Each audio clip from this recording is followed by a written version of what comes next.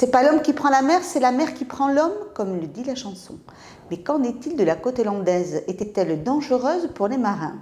Jean-Jacques Taillandou, président de la Société de Borda, nous raconte de nombreuses histoires sur les naufrages du XVIe au XXe siècle à proximité de notre littoral. Alors la question demeure, les Landais étaient-ils vraiment des naufrageurs? Réponse en images. Jean-Jacques Taillandou, ce passionné d'histoire landaise, a sorti depuis peu son dernier ouvrage. Les Landais étaient-ils des naufrageurs? Un livre qui a suscité bon nombre de curieux à découvrir ses recherches sur le sujet lors d'une vidéoconférence à Cabreton.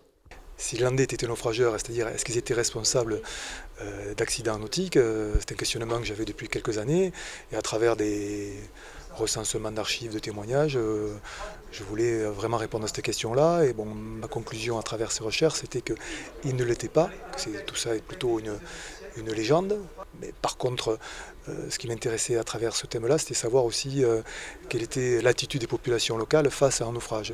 Au XIXe siècle, le littoral landais, source de danger pour les navigateurs, fut l'œuvre d'un vrai cimetière. Mais quelle en était réellement la cause? C'est lié certainement à la configuration du trait de côte et aussi à la proximité du port de Bayonne et de l'approche de ce port-là. Plus l'activité qui perdure sur le port de Cabreton, même si c'est une activité de pêche au XIXe siècle, elle est source quand même d'accidents et de naufrages. Et puis cette côte sableuse qui pouvait être, par la présence de bancs, être vraiment des pièges invisibles pour les marins et dans lesquels ils ne pouvaient pas échapper. Et quand ils arrivaient sur la côte, ils se retrouvaient face à un autre océan qui était un océan de sable qu'ils devaient franchir sans aucun repère puisque les villages sont éloignés, comme vous disiez, de plusieurs kilomètres. Et c'était une opération à risque et on a le témoignage de quelques marins qui sont morts au lieu de mourir en mer, sont morts au milieu des dunes, épuisés par leur marche à la recherche de secours et d'un village qui aurait pu les accueillir. Si les Landais n'étaient donc pas des naufrageurs, ils restaient tout de même présents sur les lieux pour s'accaparer de quelques marchandises, comme ce fut le cas pour le Casingo. C'est un bateau portugais qui est torpillé par la marine allemande en 1918, qui coule au large de Mimizan. Et ce bateau a une particularité, il est chargé de barriques de Porto, de Madère et de Liège.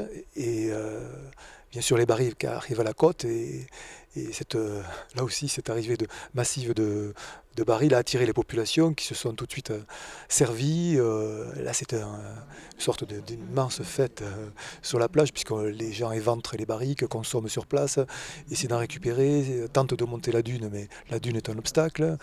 On cache tout ce que l'on peut dans la forêt. Après avoir transporté des seaux de chez soi, des avoir remplis de Porto, de Madère, tout en évitant l'intervention des forces de l'ordre.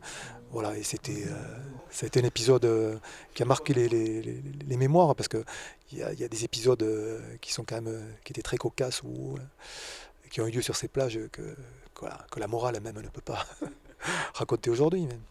Des épaves que vous pourrez toutefois admirer à marée basse, comme celui du Renown, échoué en 1889 à Contis-Plage.